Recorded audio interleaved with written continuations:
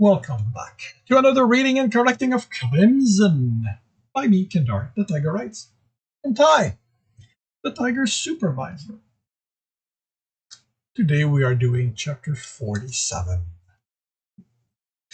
From the air, Somalia's capital looked much like any other city he'd seen in his life. Well, cities on well populated. It didn't look as densely packed as the capital of Delaron 4, but was greener. According to the information it found on the net, it was called Greffer. Wow. This is what I do. This is what I get for not considering somebody might want to say the actual name. Grefrozen. But that didn't sound like any of the words that came from the speaker during their approach. The speech was all in Somalian, since he was the only human there. He'd gotten his neighbor, a male with lustrous blonde fur with deep red stripes, to repeat it a handful of times, and if he did twist the gravelly sound this way and that, it might resemble the word he'd read for it. Alex felt off being the only human in this group, being the alien, but it was also exhilarating. Somalians came in varying weight and height, but he thought the average one was about his own height. Like his neighbor, everyone's fur was multicolored, and Alex couldn't make out any recurring patterns. He could see dark splotches on light background. The reverse, dark on dark, a few were patchwork of white, brown, rust, black, and tan. If he'd seen that pattern watching a vid, his first thought would have been that it looked fake. The thing that really put his self-control to the test was that no one except him wore shirts. He hadn't thought about it when Jack went bare-chest almost everywhere, and now he realized it could be a cultural thing. Alex kept his hand on the strap of his bag and handle of the case to keep himself from running his fingers through all that fur. Once the shuttle landed and he was able to exit, he breathed in relief. He'd had to repeat to himself over and over that he had someone, that Jack was waiting for him. Keep his hand to himself, and even with that, he cut himself loosening his grip on the strap before landing. The planetside port wasn't crowded as the shuttle had been. Here too, he was the only human, but he saw a few Feldorianen,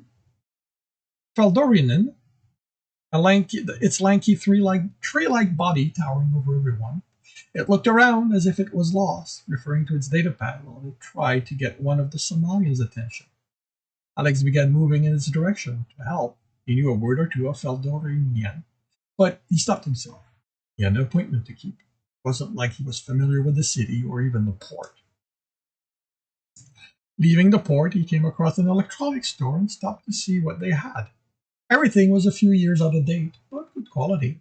They even had a few model of earpieces. None of them matched his. Well, these were all version of for the public to use.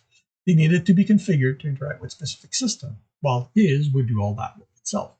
Still, he bought one and had it shipped to the gully to Asia's attention.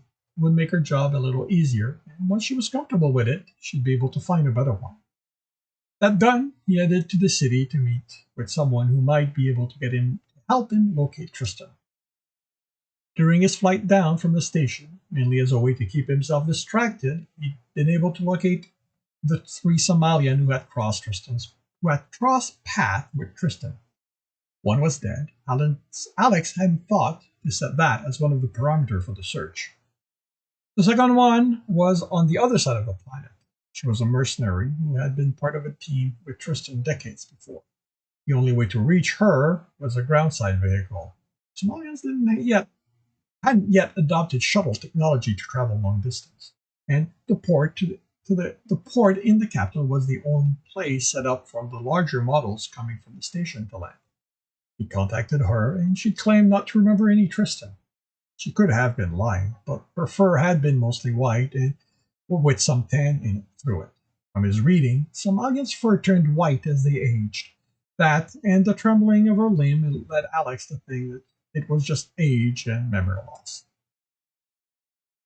The last one had been another mercenary, but he'd retired recently. Started a weapons repair shop on an outlying neighborhood of the capital. He'd contacted him, but the man hadn't been interested in talking over comm. Alex had needed to make an appointment. Without a shuttle system, Alex tried to find some sort of ground vehicle that could take him there, but nothing registered on his datapad. None of those traveling on the wide road had anything on them indicated they took passengers. He tried to get one of the pedestrians to help him, but other than glancing in his direction, they ignored him. Back in Alien Nation, in Dalaran 4, it had come up a few times in conversation how humans often acted as if the alien walking the street were invisible. Alex had seen that behavior in himself, and now he was on the receiving end. If he hadn't been in a hurry, he would have allowed himself to be offended. He'd always treated the aliens he met with respect. Wasn't he entitled to the same now? But his appointment couldn't wait. At least he knew where he was going. The city had an open net, and a map was available. He couldn't read the street name, but his contact had sent him the address to his shop, and now that came up on the map. All he had to do was run there and to be able to reach it in time. Alex smiled. At least he'd make it. He couldn't imagine what he would have done if the him from this Luminex here had been in this situation. He would have given up before even ever reaching the planet. You know what? This is a different one. The height of the buildings dropped drastically just a few blocks away from the port. There, they had been a dozen stories in height, but now they were no more than 3. Large buildings often took up the entire block with an open space in the middle. A search had indicated Somalians were gregarious, as Jack had claimed. They lived in close-knit group, helping each other with whatever task needed done, from housework to rearing their young. They weren't always related by blood, but were families of choice. The article didn't go into details about it, but the implication had been that all the members of each group were intimate with each other. Outside the city, a few of those groups would form a town of widespread building. Here, they had no choice but to pack in tightly. But he thought they tried to keep the feel of their communities. With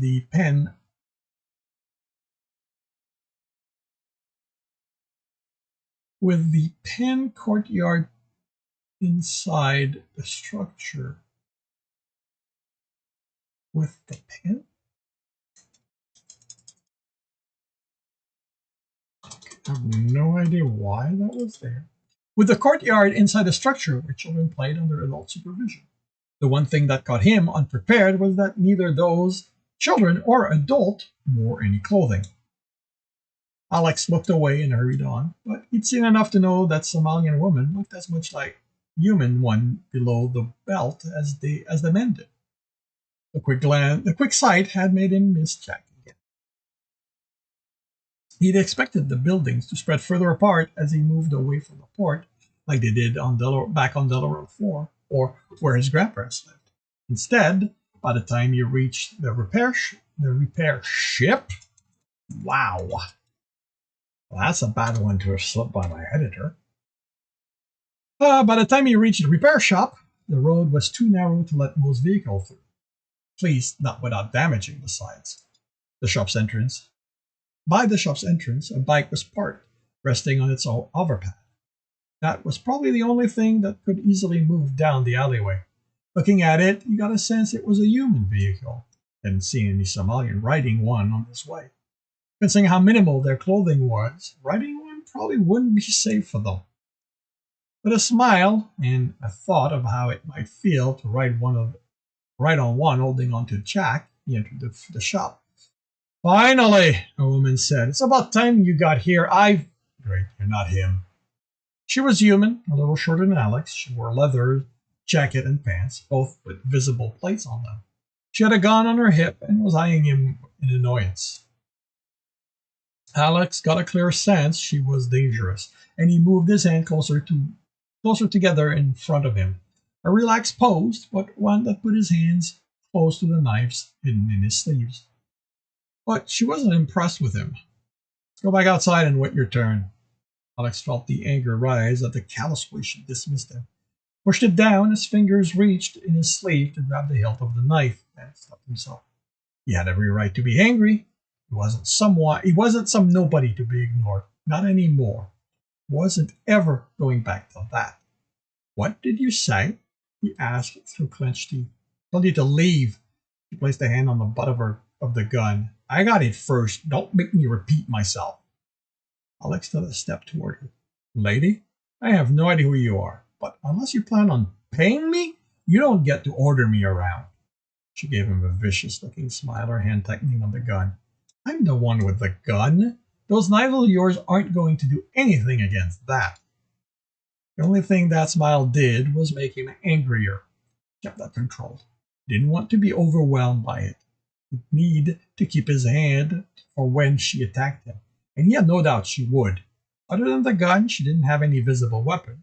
That it meant anything, but her free hand wasn't moving. So she either had extraordinary control or she counted on the gun to ensure her victory.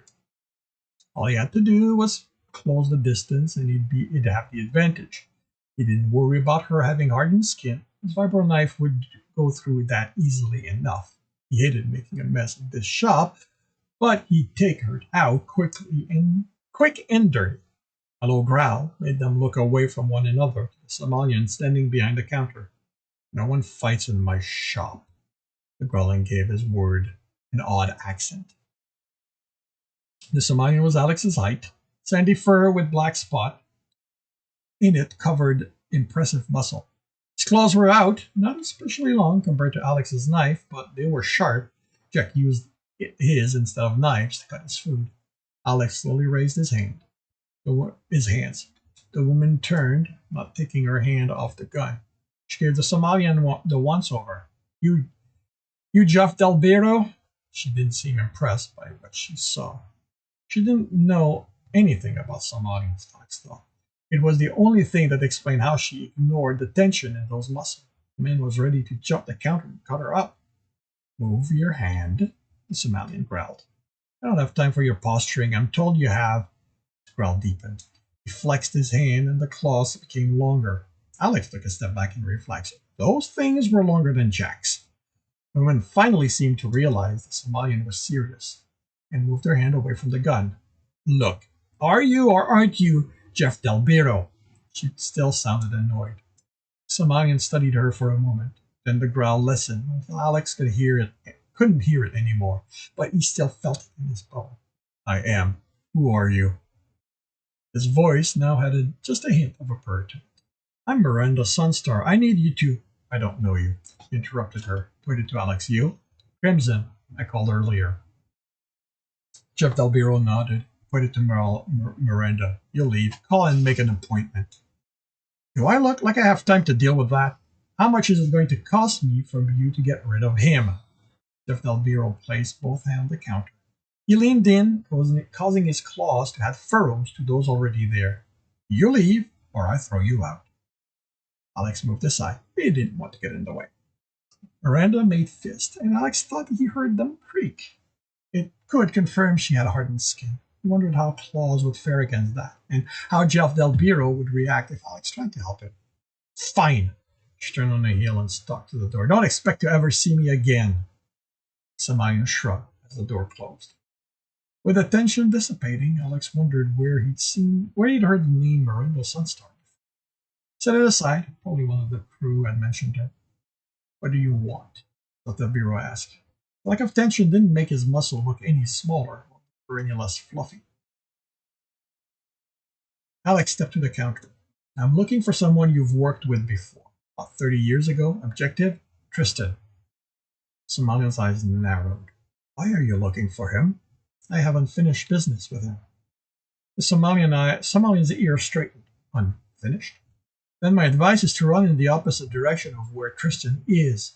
The way that guy finishes business is never good for those involved. This time Alex did clamp down on the rising anger. Couldn't help.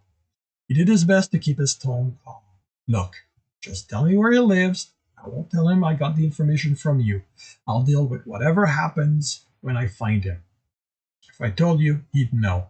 What makes you think I'd know where he is? You're one of the Somalian he's worked with. That makes sense he'd contact you when he came back here. Here? You think Tristan is here on Somalia? Jeff Del Biro let out a bark of laughter. That man would have to be in a cage to set foot on this planet again. Sure, I was on the same ship as him, but work with him? Tristan doesn't work with anyone, let alone one of his kind. It was just the two of us among a human crew, so I figured you'd need to stay close, watch each other's back. He didn't care about it. The one time I pushed and tried to convince him we had to keep each other safe, he broke my arm. I have no idea what he thinks he is, but somehow he certainly doesn't consider himself a Somalian. Alex had taken a step back at the anger in the Somalian's voice. If he was this angry after all this time, a broken arm had been the least of what Tristan had done. He waited for him to calm down. If he isn't here, do you know where he might be? Why? Because all Somalians are family? We all always know where the other are? Alex raised his hand and blinked at him. It just means there aren't that many Somalians a mercenary out there. You have to have heard something. Yeah, right. I've kept an ear out for him while I worked. I didn't want to ever find myself in the same planetary system as him.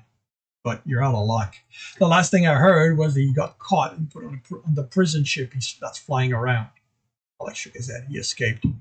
Really? When? A few years ago? Objective? Alex answered distractedly, not paying attention to what Somalian was after. He said after. Alex was pissed. If Tristan wasn't here, how was he going to find him? He couldn't just go around and hope to run into him. Alex looked up. What did you say? Huh? You said something about someone asking about Tristan. Yeah, a human, like you. He had unfinished... a human. Like you, he had unfinished business. He had a list of places where he thought Tristan might be hiding, and he wanted to know if I had any information on them. Tristan had mentioned them while we were on the same ship. Did he leave you a way to contact him? Sure. Can I have it? How much are you willing to pay for it? Alex sighed. Couldn't anyone in the universe do something just because it was the right thing to do? At least he had easy cash. He reached in his pocket and pulled out a credit stick. That's 1,000. Jeff Delboro took it and checked the amount.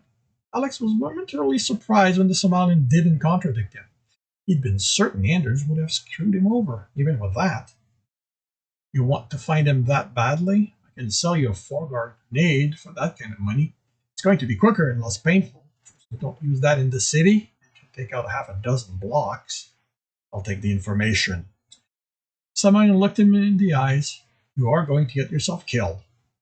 Wait for the information, hand it over. Jeff Del Biro sighed. Humans. What is it with you and your death wishes? Took out a data pad and searched around for a data chip. Put the information on and handed that to Alex. I have no plan on dying, Alex said. And I had no plan on coming back here, but it was that or face a long stay in a max security prison. Doesn't matter what you want. Tristan will kill you anyway. Alex nodded. If it came to that, then dying would be better than living knowing he'd never get Jack back. Without another word, he left the building. The bike was gone, so he'd been right. It had been a human vehicle. That woman stopped. Miranda Sunstar. She'd been the mercenary who had caught Tristan and delivered him to the Sayatoga prison ship. He'd run multiple search on her, but they had all come back blank. Her information was well hidden. He ran into her by accident and not even realized who she was. He laughed. What else could he do? She'd been right there. He could have gotten answers. If there was one person still alive who knew more about Tristan than what was in the file, it would be her. He looked around just in case. Shook his head in amusement. There wasn't much he could do about it now. Pulled out his data pad and ran a search, but she didn't come up. She was still hidden. He had no information on the bike, but still sent a message to the port asking to be notified if it was spotted there. She'd have to leave the planet eventually, but he couldn't afford to wait for her. He had someone to track down, information to get.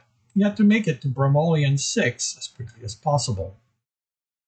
And that concludes Chapter 44 of Crimson. If you are enjoying this, please leave a like. If you want to know when the chapter is going to be posted, subscribe. Hit the bell. If you want to read the story, as well as the other ones in this series, they are available on all major e-retailer. If you want to support me, as well as get access to just about everything I've written, you can do that on my Patreon, as well as Ko-fi. And if you want to listen to me read these live. It's on Tuesday morning, 8 a.m. Eastern Time on Twitch. All the links are in the notes, and with that, I shall wish you a good day.